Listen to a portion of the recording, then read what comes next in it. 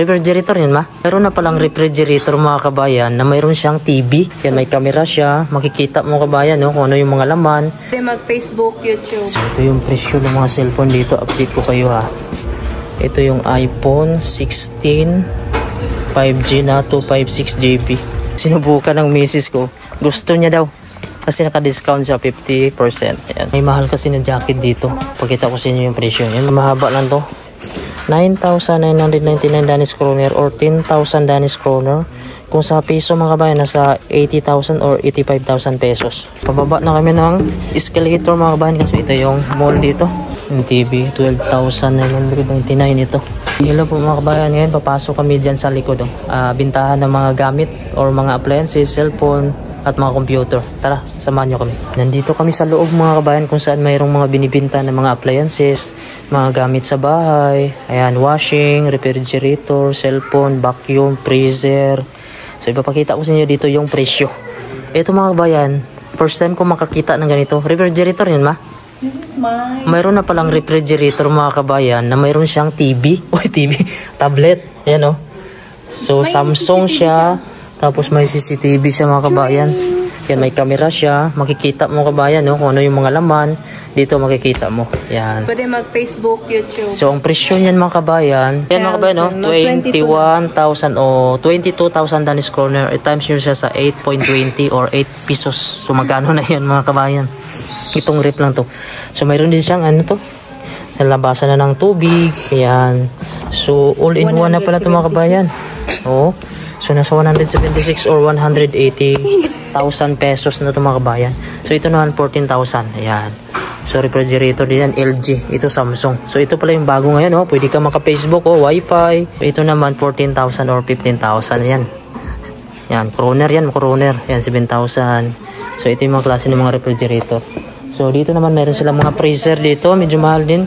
Yan 6,999 or 7,000 na Danish kroner. Ito nasa 5,899 Danish kroner freezer. So ito naman yung mga lutuan mga kabayan. Pakita ko sa inyo ha. Ayan. So ito maliit lang siya na refrigerator. Freezer maliit lang. So 1.4 medyo mura to. Ito naman lutuan 5,000 burner mga kabayan. Napaganda na to. Gas ata to. Yan gas. Tapos yan oven. Pwede din ata to disaksak electric. Yan. Ito 5,999. Yan. Ito yung dishwasher nila. 5,000 or 6,000 yan. Danish kroner. Yan dishwasher. Yung washing nila yan. 2,000. So 2,000. Medyo mura lang mga kabayan. Yan. Washing to washing. Tapos ito naman washing din to. 3,000. Ito dryer nila. 4,000. Mahal pala yung dryer. Nasa 5,000. So punta naman tayo dito sa mga appliances. Ikot ko kayo dito mga kabayan. Dito ito sa Greenland. Dito tayo sa mga TV. Kita ko sa inyo mga TV dito. Presyo ng TV. Ayan o. Yung TV 12,999 ito. 12,499 Danish kroner yan TV nila. So ilang inches ba yan? 55 inches. Ito 20,000 na to Danish kroner oh. 55 inches din. Samsung. Tapos ito naman may maliit din dito, LG 2,000 to 3,032 inches. Ito ano ba to? Brand na to. Samsung din 6,499. So napakamahal mga kabayan no. Ayan, so may mga malalaki pa doon oh. Nasa 11,000. Punta na naman tayo dito sa may cellphone mga kabayan. Papakita ko sa inyo dito yung mga presyo ng cellphone. Ito yung presyo ng mga cellphone dito. Update ko kayo ha. Ito yung iPhone 16 5G na 256GB. Tapos 6.1 48 megapixel. iPhone 16 lang siya. So ito ata yun oh. Yan yung presyo 7,000. Yung Pro mga kabayan, iPhone 16 Pro 128GB. Ito siya. So 799. Tapos depende sa GB kasi pag malaki yung GB, ayan, iPhone 16 Pro Max na oh. 256GB yan, nasa 9,699. Ito naman iPhone 16 Pro Max 256GB Pro Max to, malaki to, 9,699. So ayan, iPhone 16 Pro 128GB 799. Laptop na Apple Mac Pro ano? MacBook Pro 599. Ito naman 6,000. So ayan, medyo mahal ito mga kabayan. Hindi na afford natin to, pero napakamahal. So yan, 16,000 mga kabayan, no? Napakamahal. Mac Pro 14. Ito 14,000 mga latest to. 15,000 o sa 16,000. Ito 10,000 naman. Tapos yung Apple tablet nila dito, ito yung presyo. 6,000 itong iPad Air, 128 GB. 6,649. Ito naman 7,900 o 8,000 na to. iPad Pro 11. Yan, 4,749 iPad Air. Ayan, nandito kami sa loob mga kabayan ng mall. Bali, pasarado na din ito dahil alas 5 na, mag alas 6 na dito. Maaga kasi nagsasara dito yung mga mall dito sa Greenland. Ito yung itsura. Medyo hindi naman maraming tao mga kabayan. Pakunti lang.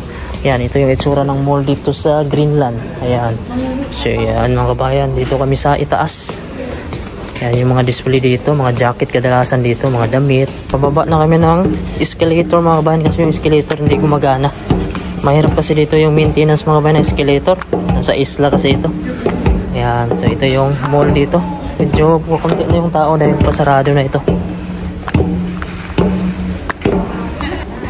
Ayan, tingin muna kami dito ng mga sapatos mga kabayan, Ito yung mga presyo ng sapatos dito, 50% sila, Ibig sabihin 500 Danish kroner lang itong ganito. Ayan, ito yung mga brand, may Nike. Ayan, sa loob mga sapatusan din yan dyan at saka jacket. Tara, pasok tayo. Ayan, dito kami sa loob mga kabayan. Tingin-tingin muna kami dito ng mga presyo ng mga jacket. Pero hindi kami bibili mga kabayan, Ipapasya lang namin kayo kung magkano ba yung presyo ng mga jacket dito. Tara, papakitaan ko kayo mga kabayan ng mga presyo ng sample ng mga jacket dito. Tingin muna tayo dito sa ito, yung Canada Goose mga kabayan, Canada Goose. Pasensya na kasi sa pronunciation ko. Ito sa mga pambata naman to. Ito sa pambata lang to mga kabayan, pambata to. Ito tunay talaga to na ako, balahibo ng ano man, seal o wheel. Dili oy sa ano ni katong sa iro go. Iro do to. Hindi ko alam mga kabayan kung ano bang balahibo to. Ayan. Ito, pambata to Hindi ito pambata. Ito, presyo. I-times nyo sa mga kabayan sa 8 pesos. 4,899. I-times nyo sa 8. Siguro nasa 40. Running 40,000 mga kabayan. So, Canada mga kabayan Ayan Canada Goose. Ito yung mainit talaga sa katawan. Ito, tunay na balahibo to siya. So, anong klaseng hayop to mga kabayan na balahibo? So, nasa 4,000 siya. So, itong klase mga kabayan, yung isa. Kasi yung isa itim, ito may pagka blue. So depende yan, 4,800 mga kabayan, pareha lang 4,899. So dito naman tayo sa kabila.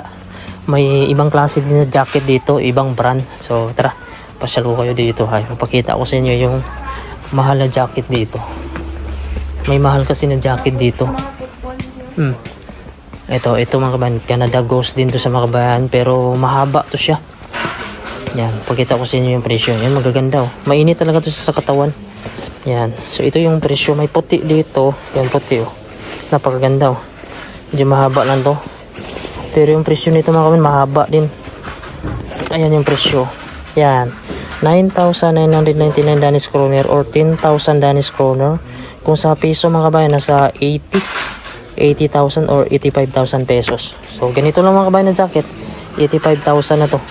So itong isang klaseng kulay itim. Pakita ko sa inyo yung presyo nito. Pareha lang siguro to kasi Canada Goose din yan. Yan, pareha lang.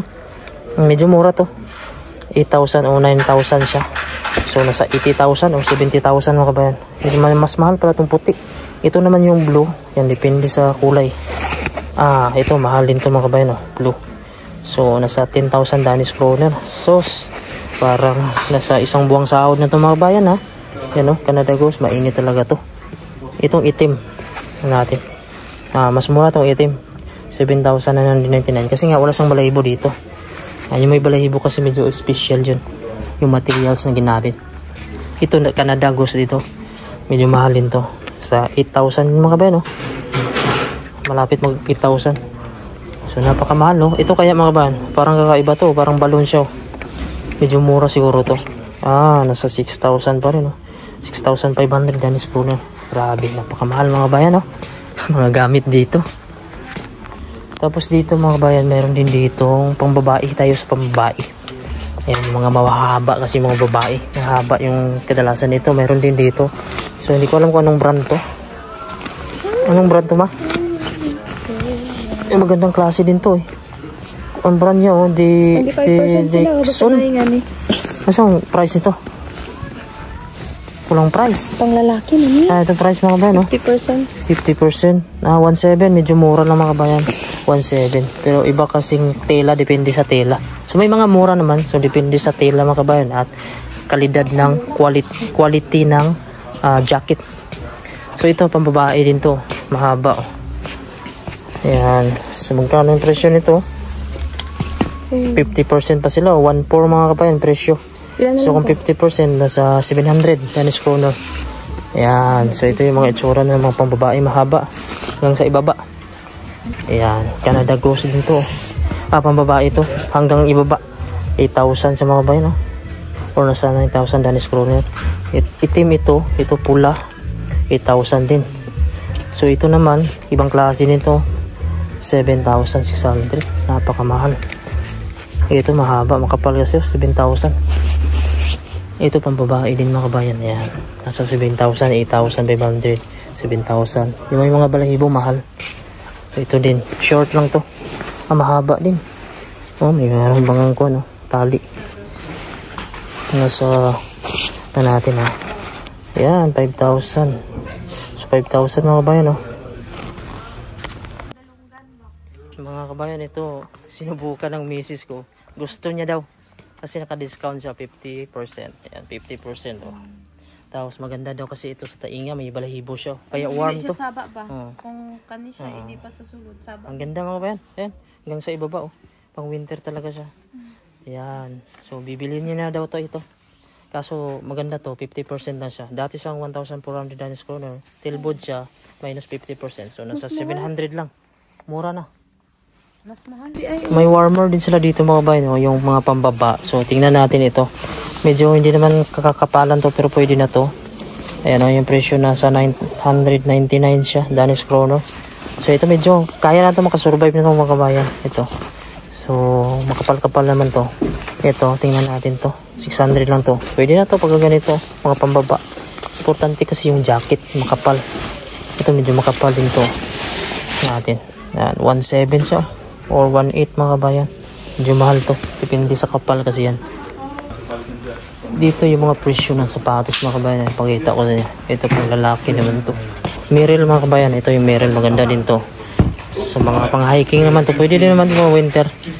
Ayan. Yung presyo nito ay natin yung presyo nito ha. Yan 1.7 mga kabayan. 1,800 Danish kroner siya. Merrell. Ayan. So ito yung mga sports shoes nila dito. Pakitaan ko yun ng sample. Ayan, Salomon 1.8 yan siya. 1.899 o 1.9 na yan. Danish kroner. Ayan, Salomon. Mayroon din namang mga kwan dito. Yung mga Nike, Adidas. Wait lang. Ito yung mga gamit dito sa mga ski. Kung mag-ski ka. Ayan o. Ayan, kompleto yun dito. Ski, helmet. Ayan. So yan mga kabayan, ang sabi ko kanina, titingin lang daw siya. Pero yun, nakakuha na. Nakabili tuloy siya. So pauwi na mga kabayan, ito na yung pukunti na yung mga tao. Ang sabi ko kanina mga kabayan, tingin lang kami. Sabi ng asawa ko, titingin lang daw kami sa loob. Pero ngayon may bit-bit na. Ayan lang yung kasiyahan niya dito mga kabayan. Pag may discount, makabili siya. Ayan. So ito yung loob dito, medyo kukunti na lang yung tao. Pasok na rin kami dito mga kabayan sa may groceryhan kasi katabi nito ng mall na to, sa loob lang din na yung groceryhan. Ayan, mayroon dito mga gulayan, mayroon din mga prutasan, dun sa unahan mga sabon, karne. So lahat mga kabayan nandito na din sa loob na to. Ito yung Nook Center. So ayan, fruit and vegetable naman yun to dito mga kabayan. At yun yung mga pangsahog sa mga sibuyas, luya. Ayan. So ito po yung mga presyo dito ng mga bilihin. Bali, kompleto naman dito mga kabayan. Ayan. So ito yung loob. Napakalawak dito. Pero halos kadalasan dito ng mga paninda ay halos mga frozen mga kabayan ha. yung mga karne. Yan, kadalasan frozen dito. Mga gulay, frozen siya. Ito, mga kwanto. Tinapay, ito mga kabayan, pizza. Yan, yung mga tinapay nila mga kabayan, nandito pa rin yung iba sa mga ano, naka-frozen to. Yung ibang tinapay, frozen. Yan, yung tinapay nila, naka-frozen, nakalagay sa refrigerator. Tapos ito naman yung mga pizza din dito ata. Yan, mga pizza to. Tingnan natin yung mga kabayan. Yan, yung mga salmon nila dito. Dito yan sa kanila to. Salmon ba to o hindi ata to salmon yung mga yan. Isda nila dito. Yan o, parang may tuyo din sila. Yan, mga karne na yan. Tapos ito dito, meron sila ditong gulay. Ito yung mga gulay nila dito. Meron naman sila mga sitaw dito, mga beans, pero mga frozen na siya. Yan, yung mga carrots, mga mix na siya. Oh. Yan, parang patani, yung mga beans. Yan, frozen yung mga yan. Ito may mga mix gulay dito yan. Kadalasan frozen. Bibili kami dito ng mga kulang doon sa amin. Mga tinapay, mga asin, asukal, harina, magluto ka mga bake, meron din dito. Yan, hanggang doon yan oh. Napakalawak to dito ng grocery store. Yan, mga can. Yun mga kabayan. Ayan, ito na yung nabili namin. Nag-grocery kami ng mga tinapay at saka yung prutas.